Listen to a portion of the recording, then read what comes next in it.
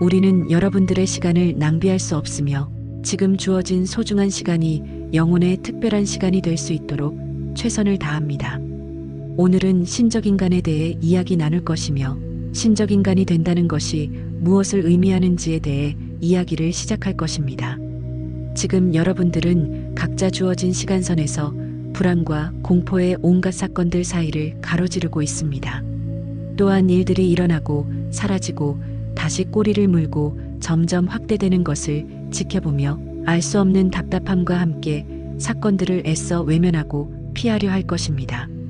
그동안 우리는 두려움에 대하여 전할 때 늘 이해 또는 사랑과 비교해 설명했습니다.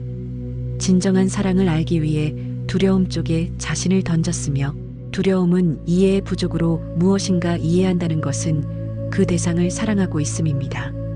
따라서 진정한 사랑을 알기 위해서는 두려움의 뿌리까지 내려가야 하며 근본적인 답을 얻기 위해서는 의식의 근원으로 돌아가야 합니다. 마스터는 우리에게 이렇게 질문을 합니다. 모든 곳에 의식이 있다 했습니다. 그럼 의식도 두려움이 있습니까? 창조계 내의 모든 의식은 크기의 차이만 있을 뿐 두려움을 지니고 있습니다. 그리고 그 두려움의 발생 원인은 크게 두 가지로 나눌 수 있습니다. 첫째, 의식이 근원으로부터 분리되어 멀어지며 발생된 두려움. 둘째, 의식에 영혼이 투입되어 발생된 두려움. 전자는 의식이 근원으로부터 분리되어 멀어지며 발생된 두려움이며 언제나 근원으로 돌아가려 합니다. 이는 양극성이 만들어진 근본적 원인이기도 합니다. 후자는 의식에 영혼이 주입되며 발생한 두려움으로 체험 중에 발생되며 모든 영혼이 이에 해당됩니다. 특히 이곳 태양계에 여러분들의 두려움이 다른 지역에 비해 커진 근본적 원인은 스스로 직관을 닫고 감각에 의존하면서부터입니다. 이는 대부분 자신을 보호하기 위해 외부로부터 들어오는 정보를 판단하고 외부 환경의 자극과 위험에 반응하여 보호에 의존한 어고의 두려움입니다. 변화에 대한 두려움, 실패에 대한 두려움, 비판에 대한 두려움, 인정 또는 고립에 대한 두려움, 학습적 습관에서 이탈했을 때의 두려움, 두려움에 대하여 발생되는 또 다른 두려움. 이처럼 수많은 두려움이 여러분들의 체험 중에 발생되며 많은 관계와 환경적 변수를 통해 다양한 체험을 제공합니다. 자, 여기 하나의 예로 어떤 일에 대하여 실패하거나 성공할 수 있는 두 가지 선택의 길이 있다고 가정하겠습니다. 에고는 수많은 상념들을 만들어내며 자신을 통제하기 시작합니다. 피상적으로 성공과 실패, 단 두 가지의 단순한 결과처럼 보이지만 실상 그 과정은 무수히 많은 결정과 선택의 가능성을 제시하고 수많은 선택들의 가지치기를 만들어내며 생각에 빠지는 에고의 모습을 발견할 수 있습니다. 결국 너는 이 길로 가면 반드시 실패할 것이다. 하지만 내가 성공한다면 많은 것을 얻게 될 거야. 이처럼 에고와 영혼은 서로에게 제시하는 많은 생각과 수많은 가능성의 선택들을 대면합니다. 하지만 여러분은 결국 한 가지만을 선택해야 하며 그에 대한 결과를 얻습니다.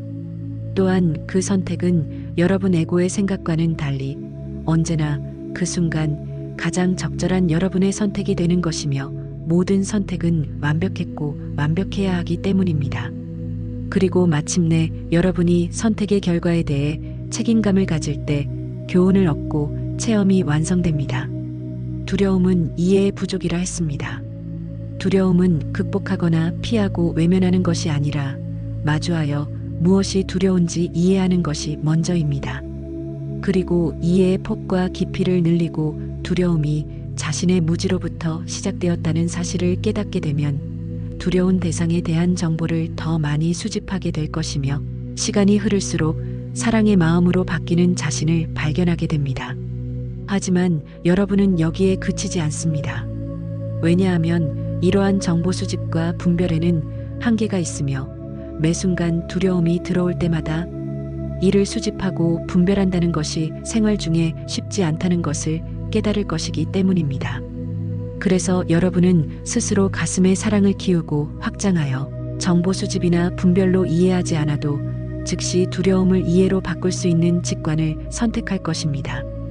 세상에 이해 못할 것은 아무것도 없습니다. 이는 초월적 사랑이며 마스터 예수가 오래전 여러분들의 가슴에 심으려 했던 직관적 그리스도의 빛으로 사랑이 그토록 위대한 이유입니다. 이 시점에서 우리는 중요한 이야기를 다루어야 합니다. 그동안 우리는 여러분들 가슴의 사랑을 강조했습니다. 하지만 그렇게 강조했던 것이 우리가 사랑을 좋아해서가 아닙니다. 이는 매우 의아하게 들릴 수 있을 것입니다. 왜냐하면 그동안 신성회복을 위해 가슴의 사랑을 키워야 하며 직관을 열어야 한다고 메시지를 전했기 때문입니다. 이제 우리는 그동안 감춰놓았던 신성회복에 대한 중요한 이야기를 풀어놓을 때가 된 것 같습니다. 사랑의 끝에는 두려움이 있으며 두려움의 끝엔 사랑이 있습니다.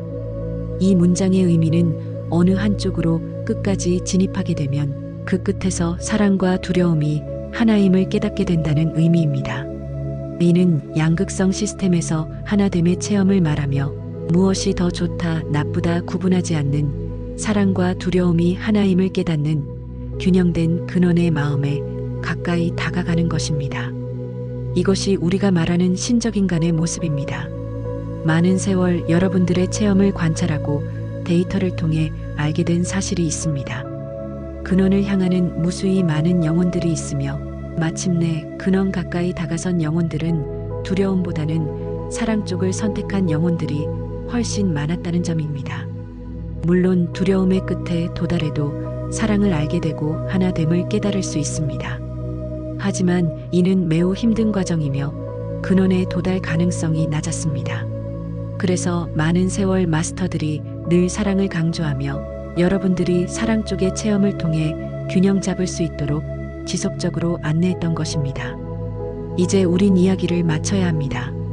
신적 인간이 된다는 것은 양극성 안에서 하나됨의 균형을 완성하는 것을 말하며 어떠한 움직임도 없이 관찰자로 지켜보는 근원의 마음을 닮아가는 모습입니다. 이것이 우리가 바라는 신적 인간입니다. 우리는 창조자입니다.